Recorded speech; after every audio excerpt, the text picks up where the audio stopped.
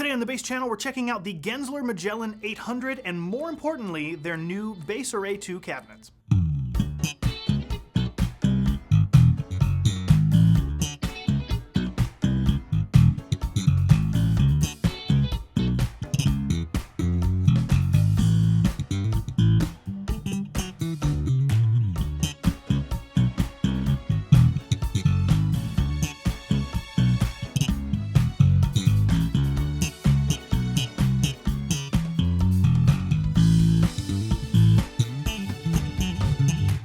If you're new here, please consider subscribing, and if you're not new, welcome back. Either way, we've made a couple changes to our signal flow that is going to be the same moving forward, but this is, I think, the first video that utilizes these changes. First off, every sound sample that you're going to hear was first recorded direct using a Radial JD7 into a Tascam Model 16 and straight into Logic Pro 10. From there, we're using the Radial JD7 once more to reamp the clean, raw, direct, pure, unadulterated, clean pickup signal through the amp and into both speaker cabinets. I've got a small array of what I think are some pretty popular bass microphones across the entire speaker range. On the 10-inch, right in that sweet spot between the cone and the dust cap, is the Sennheiser MD421. In approximately the same spot in that dust cap speaker cone sweet spot on the 15 is an AKG D112. And I'm picking up one 3-inch speaker per cabinet with an Electrovoice RE20 and a Shure SM57. So before we continue, let's just kind of get a taste of what each of those microphones in each of those positions sounds like.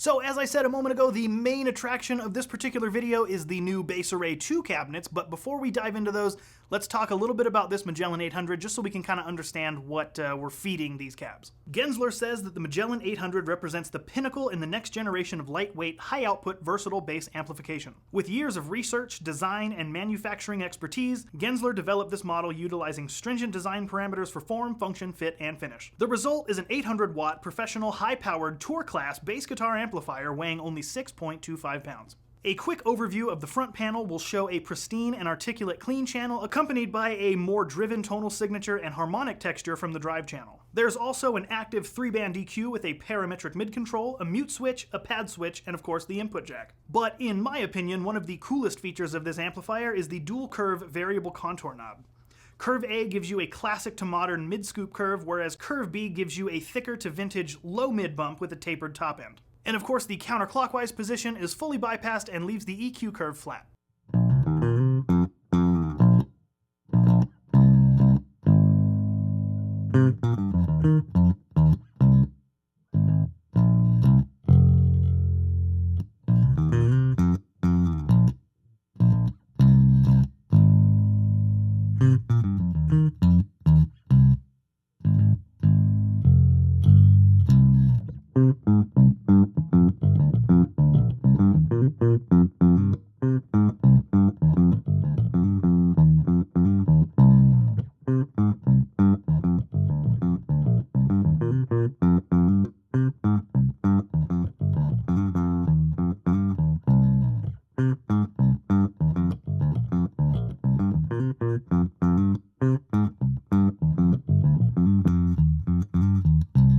So this is my first experience with anything from the Genzler line. Jeff Genzler actually reached out to me not too long ago asking if I'd be interested in checking out these cabinets and this amplifier head, and of course I was intrigued. I hate to use a buzzword here, but one of the first words that came to mind after dialing in a couple samples and just kind of hearing what this amp and cabinet combination have to offer, the first word that came to mind was transparency. Now I know that's a really big buzzword, but in a lot of these amp manufacturers, a lot of them have a character to the tone. Sometimes it's an extreme, drastic EQ curve to where almost no matter what bass you put into it, you're gonna get that brand sound.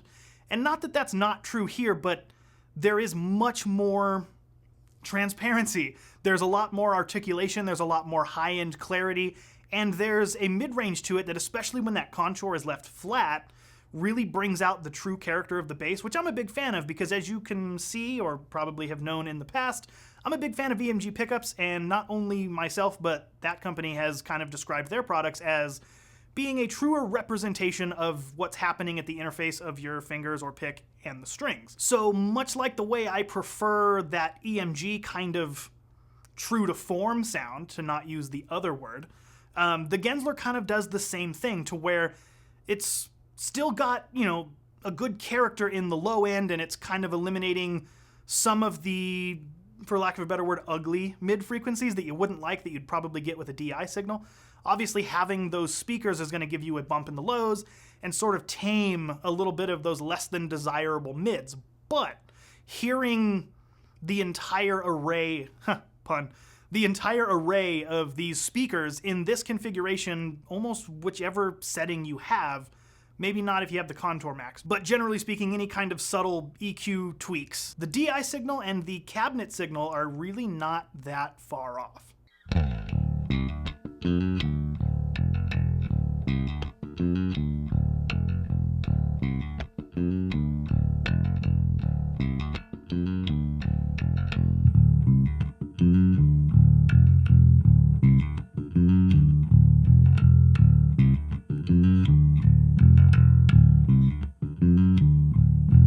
So to help further illustrate my point, I have fed approximately 10 basses, I don't know, I kind of lost count at this point, of me playing the same song across 10 or a dozen basses with all of the settings set identically, so you can hear the difference in each bass's character shine through this amp while still sounding a little bit sweeter having passed through the amp.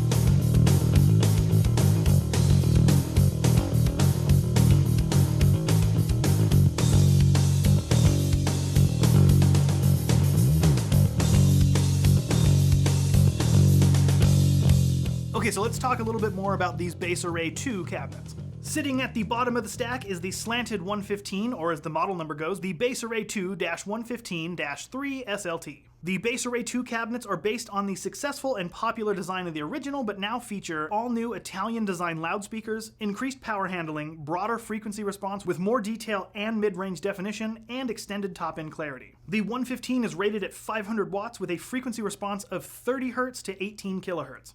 This 36-pound cab has a crossover frequency at 800 Hz and is rated at 8 ohms. And sitting on top of it is the straight or non-angled 210 model, otherwise known as the Base Array 2-210-3 STR. So of course, a lot of the design features that I talked about of the 115 roll over to this 210, the main difference being that it has two 10-inch speakers where the other one has a single 15. However, this 210 cabinet is rated at 600 watts with a frequency response of 40 Hz to 18 kHz. It's a touch lighter at 34 pounds, but still has the crossover frequency at 800 Hz and is rated at 8 ohms. All of the Base Array 2 cabinets are built with light ply and Baltic birch plywood with heavy-duty textured black vinyl. They have black metal corners and heavy-duty metal recessed handles with a custom curved grille and a unique center pleat to protect the array column. So up to this point, we've been hearing this stack or this array of speakers with a combination of different microphones. And that's largely, if not solely, because I only have one of each microphone. But thanks to the power of reamping, we can send the exact same playing sample through this setup and mic each speaker individually with the same microphone to get a better idea of the differences.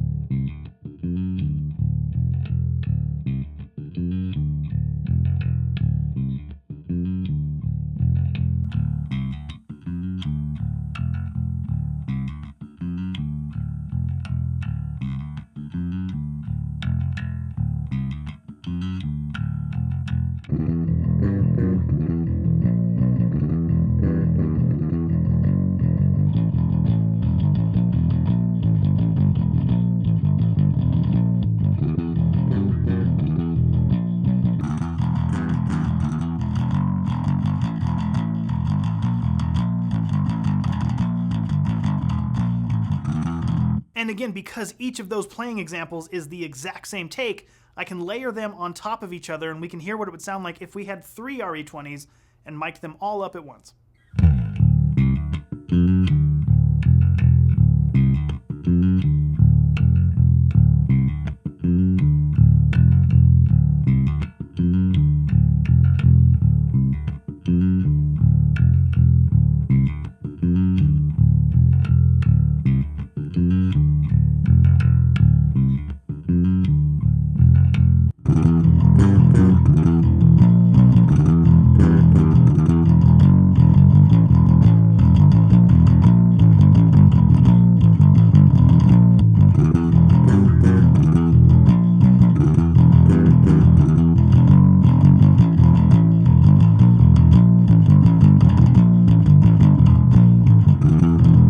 Of course, one of the main issues with close micing a speaker using a dynamic or even a condenser mic to a degree is that microphones don't hear like your ears do. And really, I don't know if any microphone could ever truly hear like your ears do in the room standing 6 to 10 feet away, but I'm going to try my best to get close, in which I put this microphone, which is a Sennheiser MKH416, and of the microphones that I have, it's relatively the flattest. It's a condenser mic, it's a shotgun mic.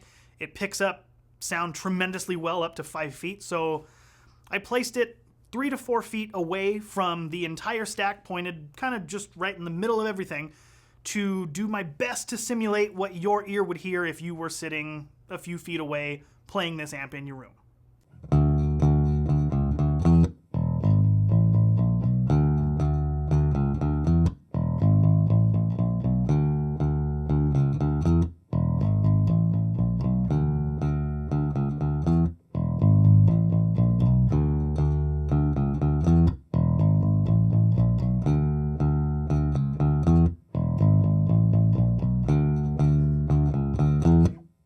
Okay, so that is about all of the sound samples I have to show you. I guess the last thing to do is tell you kind of what I thought of it. And again, like I said up at the top, this was my first experience with Genzler. I've seen the name all over the place.